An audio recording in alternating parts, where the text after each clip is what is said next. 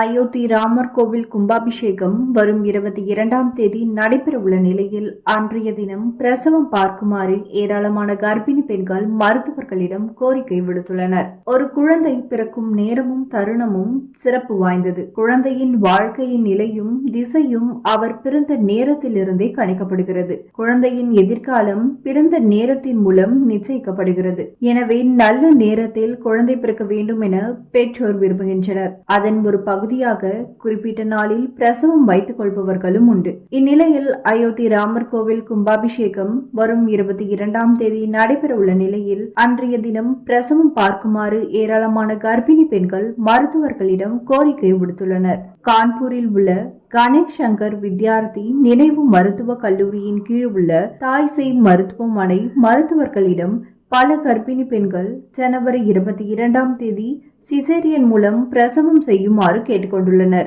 அரசு மட்டுமின்றி பல தனியார் மருத்துவமனைகளுக்கும் இதுபோன்ற கோரிக்கைகள் வந்துள்ளன. ஜனவரி 22ஆம் தேதி 35 சிசேரியன் அறுவை சிகிச்சைகளுக்கான ஏற்பாடுகள் செய்யப்பட்டு வருவதாக GSPM மருத்துவ கல்லூரி மருத்துவர் சீமா திவேதி தெரிவித்துள்ளார். ராமர் கோவில் கும்பாபிஷேக நாளில் பிறந்தால் ராமருக்கு இருக்கும் அதே குணங்கள் தங்கள் குழந்தைகளுக்கும் இருக்கும் என தாய்மார்கள் நம்புவதாக அவர் தெரிவித்தார். இந்த ஜோதிடத்தின்படி ஜனவரி 22ஆம் தேதி சிறப்பு வாய்ந்த நாளாக பார்க்கப்படுகிறது. காலை 11:51 மணி முதல் 12:33 வரை நல்ல நேரமாக கருதப்படுகிறது. இந்த நேரத்தில் சிவபெருமான் திரிபுரசுரன் என்ற அரக்கனை வதம் செய்ததால் நல்ல நேரம் என நம்பப்படுகிறது. இந்த புராணங்களின்படி இந்த காலம் ஒருவரது வாழ்க்கையில் எதிர்மறை ஆற்றல்களை நீக்கும் என கூறப்படுகிறது.